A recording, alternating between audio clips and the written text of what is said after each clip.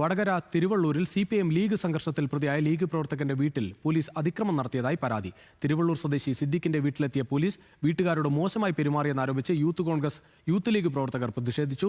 Police നടത്തിയത് നരനായാട്ടെന്നും നടപടി വേണമെന്നും Kozhikode DCC president K. Praveenkumar ആവശ്യപ്പെട്ടു. എന്നാൽ CPM ലീഗ് സംഘർഷത്തിലെ പ്രതിയാണ് സിദ്ദിഖെന്നും മോശമായി പെരുമാറിയിട്ടില്ലെന്നും പോലീസ് വ്യക്തമാക്കി.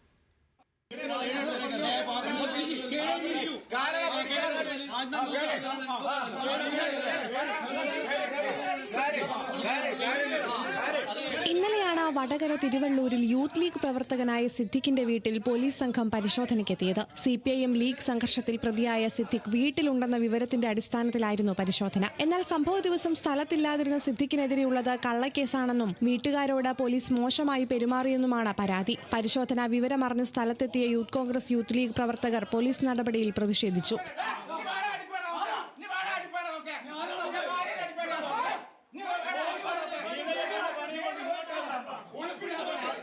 തിരുവള്ളൂരിൽ നടന്നത് പോലീസിന്റെ നരനായാട്ടാണെന്ന് DCC പ്രസിഡന്റ് K. പ്രവീൺകുമാർ ആരോപിച്ചു. പരിശോധനയ്ക്കെത്തിയ പോലീസുകാർക്കെതിരെ നടപടി വേണമെന്നും അദ്ദേഹം ആവശ്യപ്പെട്ടു.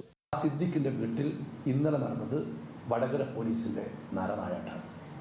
അവിടെ 20 ദിവസം പ്രായമുള്ള ആ കുട്ടിയെയും അമ്മയും ഉൾപ്പെട്ട വീട്ടിൽ പോലീസ് നടത്തത് മൃഗീയമായ നായാട്ടാണ്. സംഭവത്തിൽ നടപടി ആവശ്യപ്പെട്ട് കോഴിക്കോട് റൂറൽ SP-ക്ക് UDF പരാതി നൽകി. എന്നാൽ കേസിൽ പ്രതിയായതുകൊണ്ടാണ് സിദ്ദിഖിന്റെ വീട്ടിൽ പരിശോധന നടത്താനെത്തിയതെന്നും മോശമായി പെരുമാറിയിട്ടില്ലെന്നും വടകര പോലീസ് വ്യക്തമാക്കി. സംഘർഷത്തിൽ CPIM ലീഗ് പ്രവർത്തകരായ 20ഓളം പേർക്കെതിരെ പോലീസ് കേസെടുത്തിരുന്നു. ന്യൂസ് മലയാളം, കോഴിക്കോട്.